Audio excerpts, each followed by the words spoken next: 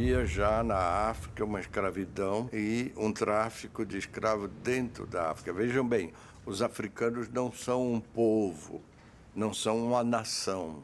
Os africanos são indivíduos que habitam num continente que se chama África. Então havia nações diferentes que se guerreavam exatamente como na Europa, mais precisamente como nos Balcãs. Nessa época o nome escravo vem de eslavo, porque os eslavos se vendiam uns aos outros, porque uns eram muçulmanos, e ainda tem conflito até hoje, os outros eram de religião ortodoxa, e havia um comércio no Mediterrâneo tão forte dos eslavos que o nome escravo, slave em inglês, passou a determinar o nome de toda a escravidão moderna. À medida em que determinado povo ele era derrotado através dos conflitos internos, eles passavam um determinado período na condição de escravizado de determinado povo. E o que foi que eles fizeram, os portugueses? Aproveitando dessa condição, eles começaram também, além de comprar as especiarias existentes no Congo, eles começaram a comprar também esses escravizados de guerra, de combate. Os portugueses aproveitaram essa tradição e se serviram dessa mão de obra. A princípio, em próprio Portugal. Você tem um contingente grande de escravos no século XVI, africanos, transportados para Portugal. Posteriormente tentaram isso nas ilhas, na Madeira, sobretudo, onde é o grande laboratório da cana-de-açúcar em Portugal, é a Madeira, basicamente. Então, a Madeira foi uma espécie de laboratório e os portugueses começaram a usar a escravidão lá. A igreja tinha interesse também nesses homens e nessas mulheres. E eles justificavam porque eles teriam pecado original, né? E para redimir-se desse pecado, eles teriam que submeter-se à escravidão. Era uma forma de você pagar os pecados originais. E com isto, eles também eram batizados já lá no continente africano. Em nome da Santa Madre Iglesia, em nome do Pater, Filhos e Espírito Santo, eu te batizo, Francisco, Francisco, Francisco, Francisco, Francisco, Maria, Maria, Maria, Francisco, Francisco, para entrar no reino de los cielos, em nome do Padre, do Hijo e do Espírito Santo. Tendo em vista o tamanho, a dimensão do Brasil e a população portuguesa, que é muito baixa, né? Ele devia ser o quê? 1/10, ou pouco mais que isso, da população indígena do litoral brasileiro, a população de Portugal, país. Então você tem uma desproporção muito grande, território muito grande, pouca gente para colonizar, e você não encontrou ouro de imediato, o que foi fundamental também. Os espanhóis chegaram e encontraram ouro de imediato. Os portugueses não. O único modo que eles encontraram de colonizar foi plantando cana-de-açúcar. Essa plantação já tinha uma tradição, e essa tradição trazia o escravo consigo.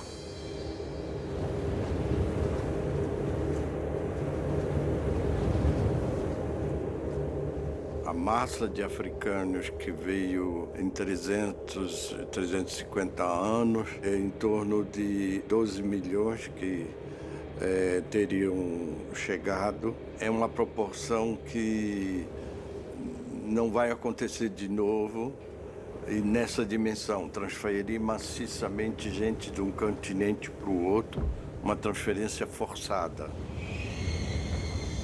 Eu calculo de cada 100 indivíduos entrados no Brasil entre 1550 e 1850, 86 eram africanos escravizados. Então, isso é uma coisa que devia ser ensinada no ensino médio. Aliás, esse debate sobre por que estudar a história da África no Brasil, porque nós somos fundamentalmente um povo formado por africanos.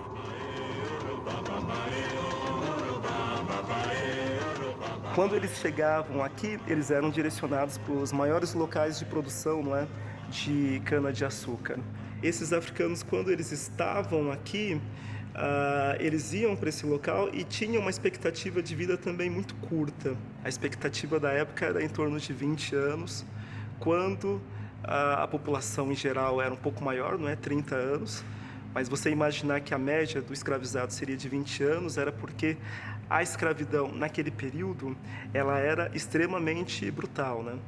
Ela fazia com que as pessoas trabalhassem cerca de 12, 16 horas por dia e, dentro de alguns anos, 10 anos de trabalho, a média, muitas dessas pessoas já estavam inválidas e, quando não, morriam.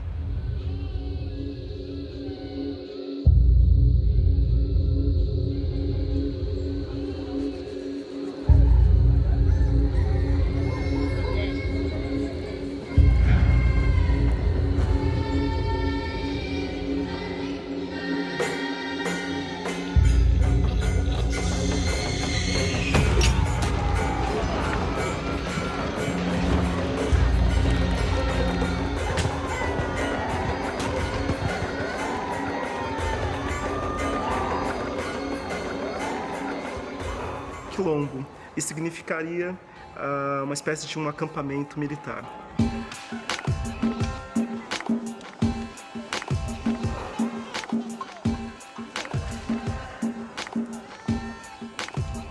Os primeiros documentos que datam sobre a organização dos quilombos é de 1597. Muitas vezes eles estavam protegidos por paliçadas, por cercas. É muito interessante a gente lembrar que esses palmaristas, eles não estavam totalmente isolados.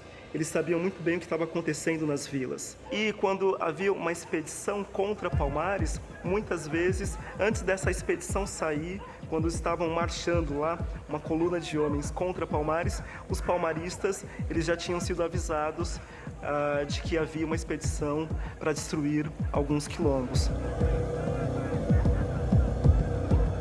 As expedições tinham tamanhos muito variados, dependendo do objetivo e dependendo de quem organizava. Porque se é uma expedição particular, digamos assim, ela vai contar com um contingente menor, porque aquele senhor de engenho, aquele capitão, ele vai ter que bancar a tropa. Ele vai ter que oferecer o alimento, ele vai ter que levar os próprios escravos, né? Isso é muito interessante. Escravos também participavam das expedições, carregando. Quem que vai carregar a comida? Quem vai carregar a artilharia, né? Então, índios também participaram. O Terço dos Henriques, né? Que eram escravos que receberam a liberdade, depois formaram uma milícia dos homens pretos, que eles chamam na documentação, também foram levados para lutar contra Palmares.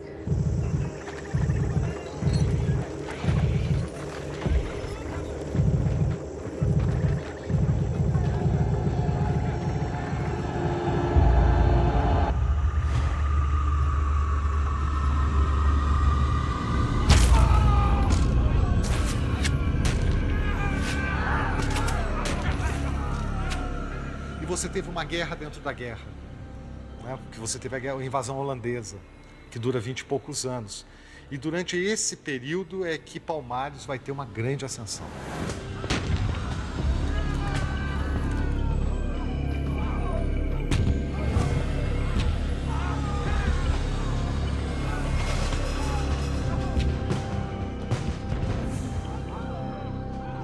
A invasão holandesa, ela desestruturou toda a sociedade colonial portuguesa, com a destruição dos engenhos, da economia, né? Então, isso favoreceu que muitos homens e mulheres escravizadas, elas fugissem dos engenhos, porque os engenhos foram queimados. Isso criou uma janela de oportunidade para muitos escravos fugirem dos engenhos, que vinham sendo abandonados pelos senhores devido aos ataques dos estrangeiros, né? E com isso, esses escravos procuravam os abrigos mais lógicos, que seriam as regiões de floresta, de mata cerrada, que tivesse algo para eles sobreviverem, né? E a região de Palmares, ela era propícia por isso. Isso fez com que a população palmarina, ela desse um salto quantitativo enorme. Chegou no auge de aproximadamente de quase 20 mil pessoas. Palmares era um conjunto de vários mocambos. Os mais famosos eram de Macaco, Andalactuti, Tabocas, de Zumbi, Dambraganga, Ozenga, Aqualtune, Acotirene. Macaco, que era um dos principais, tinha cerca de 6 mil pessoas. E é interessante a gente comparar com Recife, que por volta de 1650 tinha cerca de 8 mil pessoas. cultura política que esses escravos trazem das regiões ali de línguas banto. Então, ali da região do Congo-Angola, que é a origem da maioria dos escravos que vêm para a capitania de Pernambuco. A gente sabe que existia alguns líderes principais e existia também uma espécie de um conselho de pessoas mais velhas que auxiliavam, não é, no governo daquele local. Nessa cultura política, há um líder, que ele é um líder tanto religioso, que nós poderíamos dizer, ocidentalmente falando, quanto um líder militar e político. Esse líder, ele é um sacerdote que ele tem a principal função de se comunicar com os ancestrais. Essas são culturas muito ligadas aos seus ancestrais, às suas linhagens, que são também cultuadas como que nós ocidentais chamaríamos de divindades.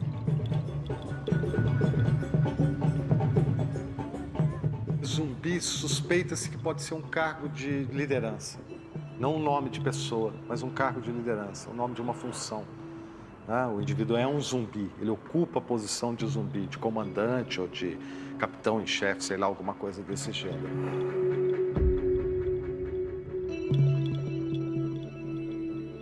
Até o próprio nome dele vem de um cargo, que significa o Senhor da Guerra, ou Deus da Guerra. Então ele é um líder, tanto militar, quanto espiritual, quanto político.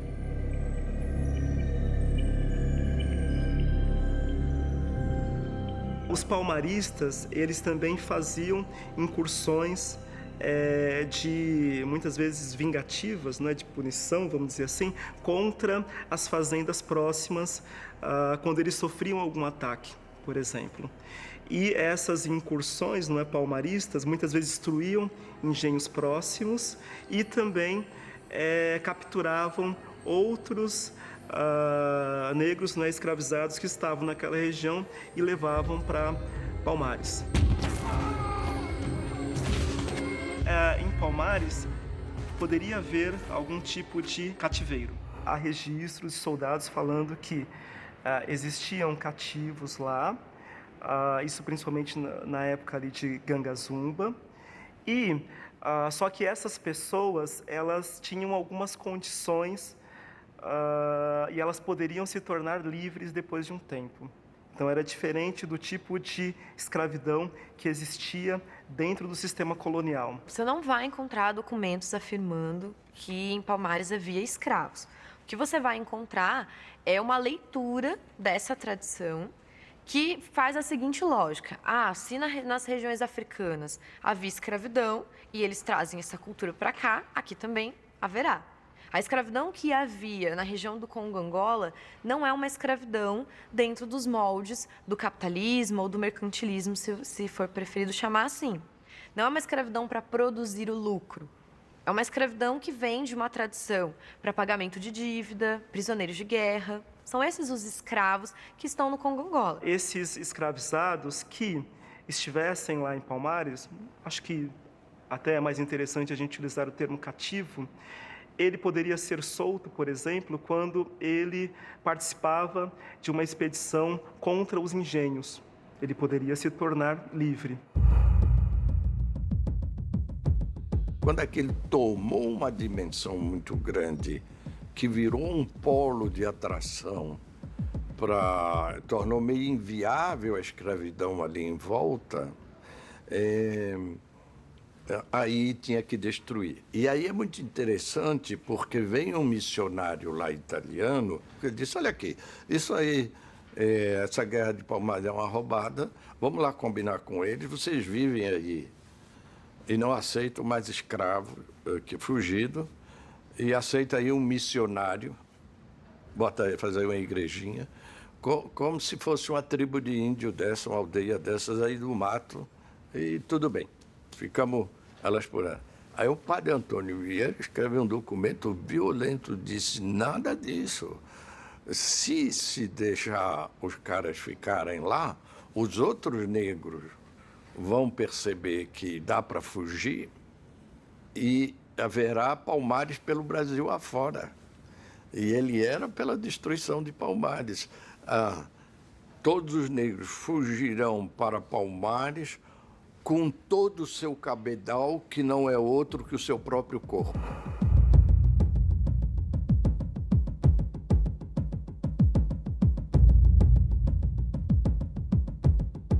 uma expedição comandada por Fernão Carrilho, um capitão que vem do Sergipe. E quando ele chega, ele organiza um arraial, ele fica cerca de 4, 5 meses ali na região dos Palmares e faz diversos ataques até conseguir capturar alguns parentes de Ganazumba.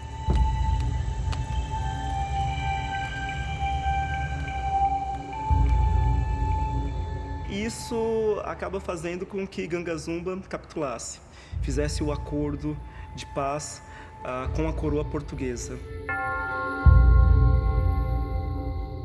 Os quilombolas, a partir daquele momento, deixariam todos os mucambos e passariam a residir em um mucambo cedido pela coroa portuguesa, que era o mucambo de Cucaú, e passariam, a partir daquele momento, serem reconhecidos como súditos do rei de Portugal. E um outro ponto do acordo importante era de que quem tivesse nascido em Palmares seria livre, mas quem tivesse fugido para Palmares seria novamente reescravizado.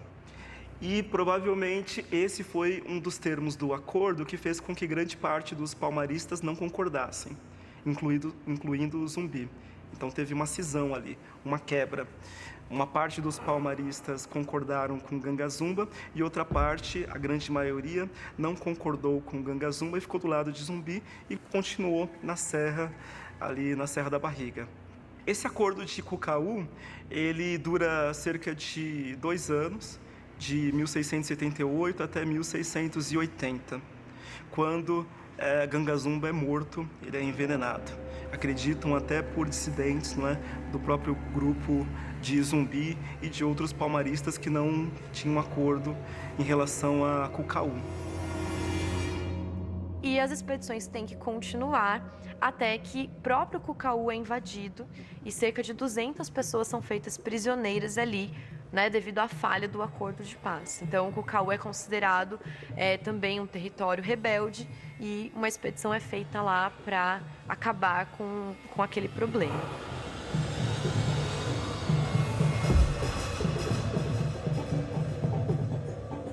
Bandeirantes são refúgio de guerra. Essa gente foi toda, de certo modo, arregimentada pelo Salvador Corrêa de Sá e Benevides para ir combater em Angola, os holandeses. Quando você desmobiliza, você traz essa gente de volta e desmobiliza essa gente no Brasil, eles não têm o que fazer. Eles são bandoleiros, são bandidos, são mercenários. Combateram em Angola como mercenários e sempre levaram uma vida no mato como bandeirantes. Então, essa gente não havia o que fazer com ela. Muitos deles foram ocupados dessa forma, formavam tropas mercenárias para combater ou índios alevantados ou negros quilombolas. Matavam milhares de indígenas, roubavam, faziam razias nas vilas, etc. E tal. Tudo que eles pegavam, que eles precisavam para o exército deles, que era enorme também, mais de 1000 pessoas entre indígenas e brancos pobres e tal, mas tudo que eles pegavam, eles roubavam das vilas vizinhas. Então, tudo isso tornava eles um grupo não muito querido entre a própria população de Pernambuco. Eles fazem mais de uma expedição, que não dá tão certo, até que a de 1694, eles são realmente preparados a construir uma contra-cerca. Eles chegam até o mocambo principal, na Serra do Barriga, e lá eles constroem uma cerca paralela para conseguir subir, então, a cerca dos habitantes de Palmares e para conseguir romper aquela estacada e entrar no mocambo. Eles não lutam sozinhos. Então, tem um personagem importante também, que é o Bernardo Vieira de Melo, que ele é de Pernambuco, e ele organiza uma tropa, e inclusive ele leva uma espécie de canhão para lá, o que é muito curioso, né? Eu fico imaginando ele subindo é uma região mais íngreme, né, com mato, subindo com uma peça de artilharia nas costas, provavelmente os escravos carregando, para, no meio da chuva, do ambiente úmido, tentar fazer aquele canhão funcionar para romper aquela cerca. E lá estava a principal força armada dos palmarinos, estava lá. Há relatos dizendo que havia montanhas de corpos de pessoas mortas, de negros, né, que foram mortos ali e que foram reunidos em certo local. Então, muita gente morreu. Agora, é lógico que, sendo uma região com mais de 20 mil pessoas, e ali em Macaco também alguns milhares, Muitos morreram, outros foram capturados. Agora, uma boa quantidade também deve ter fugido para outras regiões, para outros mocambos. Zumbi conseguiu fugir e criou um novo mocambo. Quando, no dia 20 de novembro, o capitão André Furtado conseguiu aprisionar um dos amigos de Zumbi, e depois de o torturar bastante, ele, evidentemente, denunciou onde Zumbi estava residindo. Você tinha o leito do rio, né, Paraíba, e aqui era como se fosse uma cachoeira. Cai a água diretamente e a água continua no seu leito. Nessa caída de água, aqui dentro você tinha uma caverna. O que acontecia, né? Era onde ficava residindo grande parte desses comandados de Zumbi. Não, eles caíam dentro da água e depois subiam. As pessoas achavam... Então, era uma forma deles ficarem permanentemente escondidos. Não precisava criar residência. Aqui lá dentro você tinha essa caverna. Então, quando o chamou, aí ele indicou quem era Zumbi dos Palmares e ele foi literalmente fuzilado. Sua cabeça foi decepada e colocada, exposta lá na cidade do Recife, né, para mostrar como símbolo, dizendo que é todo aquele que tentasse organizar uma resistência contra o sistema escravocrata colonial português, teria aquele fim. O Zumbi é um herói nacional, indiscutível, mas, ao mesmo tempo, a violência contra a população negra continua. Eu dou um exemplo concreto. O aeroporto de Maceió se chama Aeroporto Zumbi dos Palmares. Tudo bem, mas Alagoas é um estado onde mais se assassina jovem negro. As vítimas de negros de 18 ou de 16 a 25 anos, as estatísticas em Alagoas são as mais fortes. Quer dizer, há uma tolerância com uma violência específica em cima da população jovem negra no Brasil que é intolerável.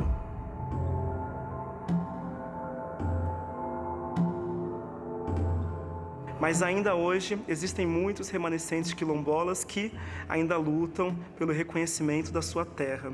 Os quilombolas, assim como as comunidades indígenas, conseguem ter uma outra relação com a terra.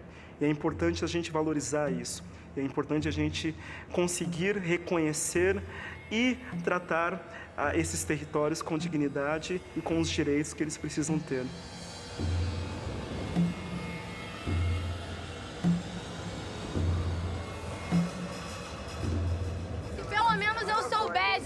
Meu verdadeiro sobrenome, meu país, minha terra. Ah, se eu soubesse, já era. Se minha carne fosse vista diferente, se eu olhar fosse mais inocente, se eu não tivesse que ser forte, nem dependesse da sorte, se antes do diabo que me pintam por ser o que sou, ou da deusa que cultivo pelo mesmo motivo, eu fosse pessoa antes de mulata, se eu não tivesse que falar na lata, se eu não tivesse que gritar, ainda ia ter graça me ver sangrar? E se eu quisesse me vingar? Vocês acham que nós não lembrava do estupro da escrava? Que seja ainda comemoração, porque o resultado, a linda miscigenação. Vocês acham que nós esquece a tragédia dos Mec-Mec que termina lá no Citotec? Sim, aborto. A pergunta agora é se o feto era vivo ou morto. E ela? Crucificada aos 16, sem ajuda de nenhum de vocês. Sozinha, pedindo aos céus ajuda de manhinha. Mas aqui só tinha inferno e o julgamento eterno. Se não vai pra prisão, pode ir pro valão, taxada de puta na televisão. Pra nós, ninguém reserva oração. Tudo preto, sem bandeira branca na trama. Você já sentiu negra drama? Ou tu só respeita se for da família, pede benção pra mãe e não assume a filha. E os manos sempre diz que são todo errado. E aí quer pagar de aliado, mas vocês têm que entender nosso lado. Nós não atura papo de mandado, porque o papo não faz curva. Aqui o papo é reto. Você vai se arrepender de me fazer de objeto. Será que um dia tem paz ou será sempre mais um jaz? No cais, sinto o horror do valongo, quilombo do. É o combo do meu horror, mas você não me parou. Uns mortos na matéria, mas vivo na memória. Eu canto aqui é pra lembrar essas histórias. Em meio ao caos, nós vai encontrar a glória. Em meio a tanta luta, nós vai chegar na vitória. É que eu tenho a minha raiz, minha base pra ser feliz. Eu invado, eu não me encaixo. E você ainda se acha muito macho. Mas nunca viu rastro de cobra, nem couro de lobisomem. Se correr, o bicho pega. Se ficar, o bicho come. eu passei na vida, vocês não sabem como é. Pra viver na minha pele, neguinho, tem que ser muito, mas muito mulher.